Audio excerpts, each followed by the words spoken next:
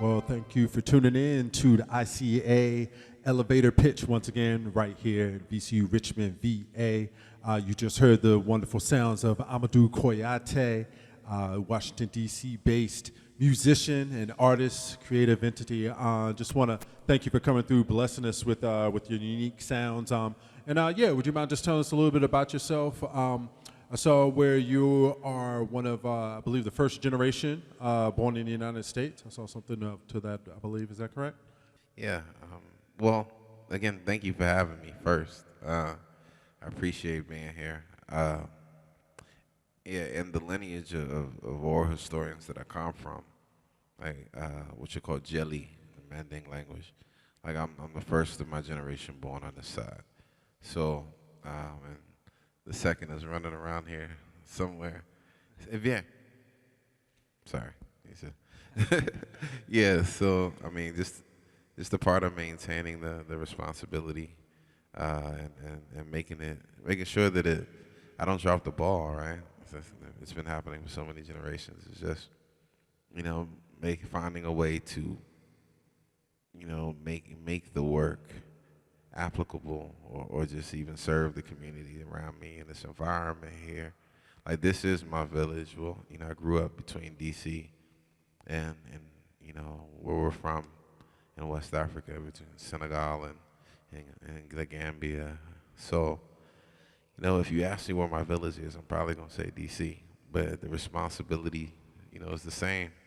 We come from a lineage of oral historians and we use the art as a tool for making sure that we disseminate that information. Sure. Okay. Can you talk a little bit about the instruments that you're playing? Because I believe one is the Kora and then the Djembe you did some stuff on also. Oh yes. The Kora is one of the instruments that are used by Enjoli in the process of this. There's actually an orchestra of instruments that they use in their role in the community. And a lot of people, they know, just the work of the Enjoli to be synonymous with music, and some of the other arts. So when they're doing it, there's an orchestra, and the Kora is the baby of that orchestra, essentially. But even as the baby, it's been around, well, more than a millennia. So, it's a progenitor of a lot of the other fretless, lute instruments as you see. I mean, it has 21 strings.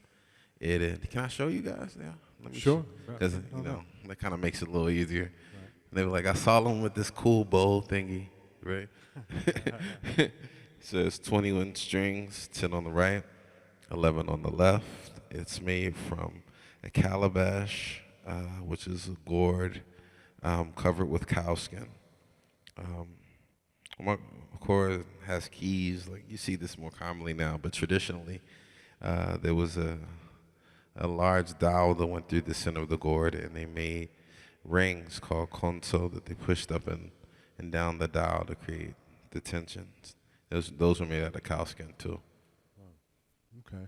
So not only are you playing a traditional instrument, you're playing a traditional version of it also, because a lot of times what you see is kind of modernized kind of takes and with synthetic materials, but you're keeping it organic, literally, in the way that you're doing it. Well, interestingly enough, so a part of learning the tradition and passing it on is, the building was very much a part of, just the spirituality and the science of the instrument. And this Kora right here, my children helped me build. Then when I was growing up, I helped my father, build many. And I played this one because my children helped me build it. But literally we go to my house anytime, they're making instruments and doing everything they're supposed to do. So, this is more of this particular instrument I choose for the sentimentality of it. Right. Well, that's a powerful way to exchange that with your children is directly through culture, particularly with the long lineage that you speak of, and you being in tune to that as a continuation and as a messenger. And also, you said that at least your son that's here today with you plays as well, correct?